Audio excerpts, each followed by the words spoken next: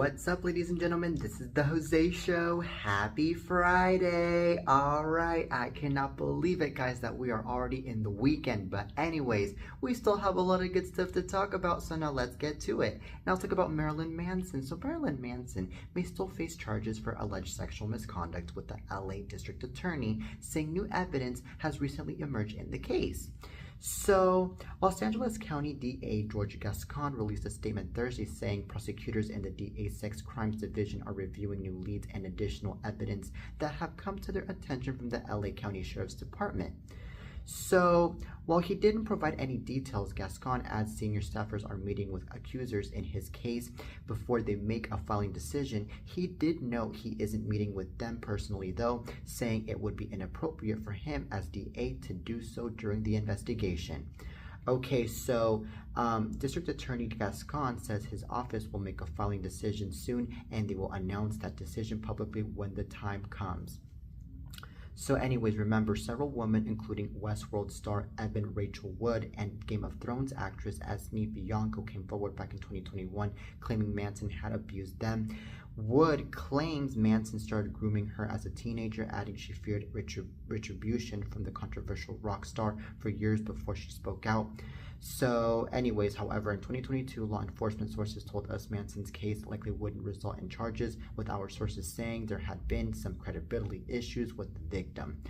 All right, so anyways, this is really crazy what I'm hearing here. I believe that, well, Marilyn Manson does seem like the kind of guy that does sexually abuse, in my personal opinion, or sexually misconduct, in my personal opinion, because I do believe that this guy does look kind of creepy, first and foremost, no shade. And I do believe that, you know, when there are people speaking out about this, it's because they are speaking out because they're scared, because they feel like they really want to get this person out of the way already, because this person really did so much to them in the past.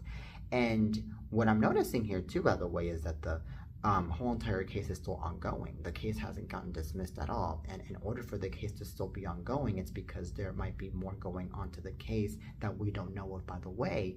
And it's really understandable because, you know, when we're talking about sexual misconduct, we're talking about a lot of severe things going on and a lot of trauma going on with all of the victims that got to put up with all of this stupidity from this man. And, you know, I believe that, especially since this happened kind of recent back in 2021 when Manson got to abuse Evan Rachel Wood and several other women, this is already a main sign right there that this is actually really true, because, you know, there have been many cases, unfortunately, where a lot of actresses and a lot of girls and a lot of people in general get to accuse somebody of sexual abuse and sexual God knows what else and a bunch of other stuff, and it all turns out to be a lie because, you know, the person ends up, you know, basically wanting the publicity and wanting the money off of the person, since that case would end up being from the 80s, from the 70s, and then they're really speaking out about it many decades later. But in this case, it really sounds truthful because, like I said, it's actually recent what happened here with this whole entire situation. And I believe that in this case, if justice is being served, then we're actually going to step a bit further in Hollywood, and we're actually going to step a bit further in America, because we're actually getting rid of all of the creepy people that are actually getting in our way, and we're actually, you know, putting these people held accountable for their own damn actions, especially, and teaching them a lesson that we should not stay silent for the stuff that we go through. We should actually speak up for the stuff that we go through, because at the end of the day, we deserve to live a healthy lifestyle, and we deserve to live a safe lifestyle, especially in Hollywood, because unfortunately, especially in Hollywood, it's such a dark place. You know, it's not as beautiful and as peachy as people make it seem to be. So anyways, good luck to this case, and that's all I have to say, but on to the next topic. Now let's talk about Dove Cameron. So Dove Cameron said au revoir to Paris by posting a racy mirror selfie in which she left little to the imagination. The singer closed out her trip to the City of Light by sharing on Instagram a number of intimate photos from her getaway, including one selfie where the former Disney Channel star went totally topless. So the upload has already caused quite a stir, garnering nearly 1 million likes in under an hour. Dove surprisingly didn't even address the jaw-dropping selfie, simply captioning the post by Paris. Okay, so in addition to her topless moment, the Descendants actress shared a number of candid pics from her visit to Paris, where she seemed to be in attendance for Fashion Week. So Dove even uploaded a glimpse of her Balmain perfume ad before sharing another mirror selfie in which she wore white tights and black underwear. It's clear the starlet was feeling herself while abroad. Alright, so anyways, this is really cool and this is really interesting that Dove Cameron is literally kind of showing it off on Instagram. But that just comes to show though that, she has moved on from her Disney days, because literally back when she was on Disney Channel, she was the innocent girl that she had to make herself seem to be, because of course she was attracting a younger audience because she was in a kids network. But now that she is out of that network, especially now that she is like in her late 20s, she's like, you know what, forget about it. I'm going to be an adult. I'm going to attract a bigger audience now that is older, by the way. And you know what, at the end of the day, I am living my life, and that is perfectly fine, because that's how it should be. So anywho, I also believe that she looks really beautiful, by the way that she is, because I mean, her hair is beautiful, she has a beautiful body, and this and that. I mean, I'm saying it in a respectful way, by the way. And you know what, she has gone so far with her career anyways, because I mean, she is no longer on Disney. Now she's doing bigger things, like being a singer, and she's focusing, I believe, on more mature projects that have gone her into skyrocketing in her own darn career, which by the way is super amazing, which by the way, she's not even the only actress from Disney Channel that has skyrocketed with her own career. I mean, even Zendaya has skyrocketed, even Selena Gomez has skyrocketed, Miley Cyrus, Sabrina Carpenter, you name it. So this is actually something to be proud of. So anyways, Dove Cameron, we love you and you are super amazing. I applaud you for this, okay? But anywho, on to the next topic. Now, let's talk about Judge Greg Mathis. So Judge Greg Mathis is feeling confident about a possible reconciliation with wife Linda, who filed to divorce the TV judge back in August. Despite the marriage woes, Judge Mathis tells us he's on the road to a romantic reunion, confirming he and Linda have been doing well in recent weeks. So, as he puts it, things are so much better now and he and Linda will be reconciled shortly. So the TV judge admits it's taken time to make amends with Linda, sharing he's made a point to stay home to be with her after previously not making her a priority in his life. So he continues, it'll take a few more months for me to stay home. I haven't left home since the time I got in trouble with her. I put off all my speaking engagements around the country, so I'm home. So Judge Mathis has made significant headway since we last caught up with him in August. At the time, Judge Mathis voted to win back Linda after she filed for divorce following 39 years of marriage.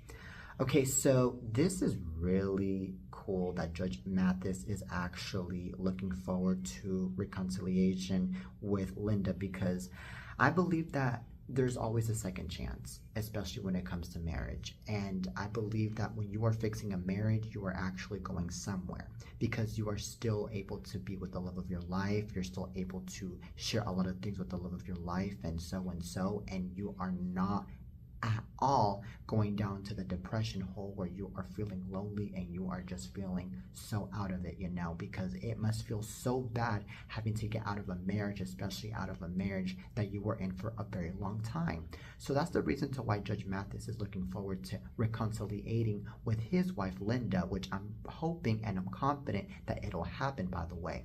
Now, I believe that Judge Mathis seems like a really good husband, and Linda, she might be a really good wife too, who knows. But it might have been one of those things where the both of them were just going through one of those disagreements where they were like, well, you're not right and I'm right, and it just got a little bit schemy from there.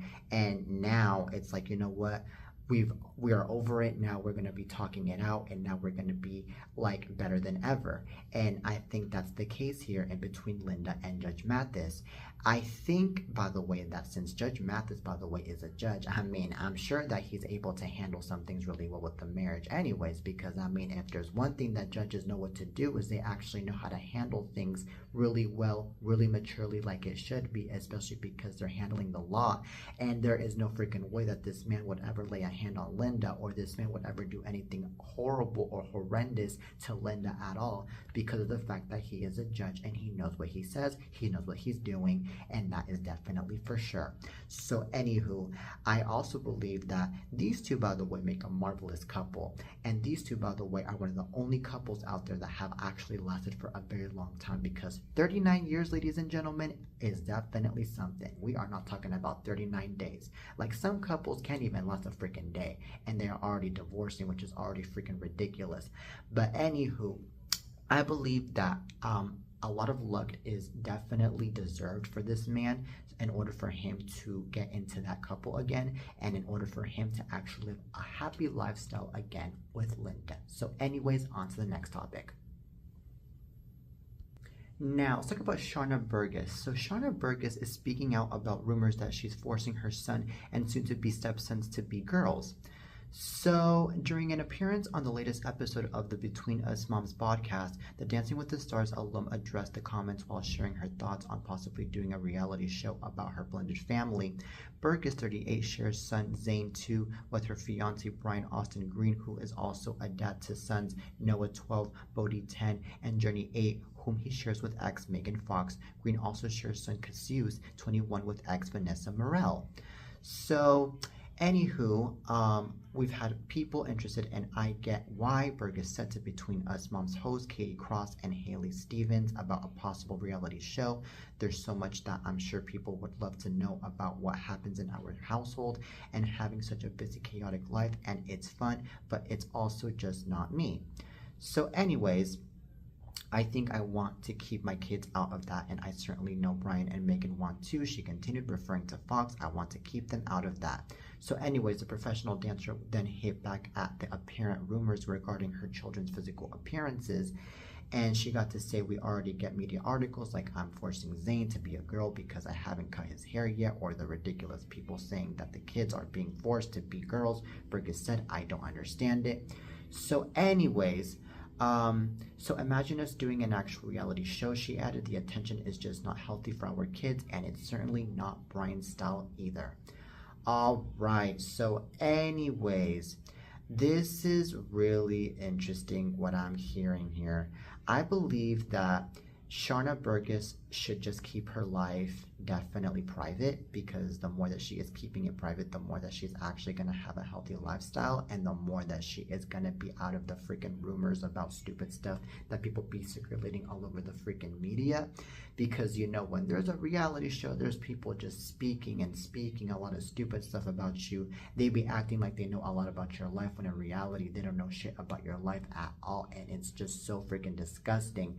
And the next thing you know, then a lot of people ask you questions, and then a lot of people be assuming things, and then a lot of people also be out there wanting to be so into your life, when in reality it's your life, it's not their life at all. So that's another thing. So anyways, there's just so much when it comes to a reality show. That's the reason to why a lot of reality stars, unfortunately, have their lives out and about, and unfortunately a lot of people know about their lives. Like, for example, the Kardashians, a lot of people know about their life. For example, freaking Raquel Leviss and Tom Sandoval, a lot of people know about their life, and so. It's just so ridiculous, and that is something that Sharna Burgess is trying to prevent here. So anyways, I also believe that if Sharna Burgess were to also be in a reality show, what would end up happening too, by the way, since there are just so many evil people out there spreading rumors and lies, is that Sharna Burgess's marriage and Sharna Burgess's family would get torn apart, and that is also one thing that Sharna Burgess wants to prevent, and it's definitely understandable, because, you know, one thing is that when people are saying things, then unfortunately there goes the arguments, there goes the disagreements in between the couple and between the family. And then, you know, the end, it's just so awful Really. So, anywho, that is it for today's show, ladies and gentlemen. I really hope you guys enjoyed today's beautiful episode of the Jose Show. Till next time, and peace.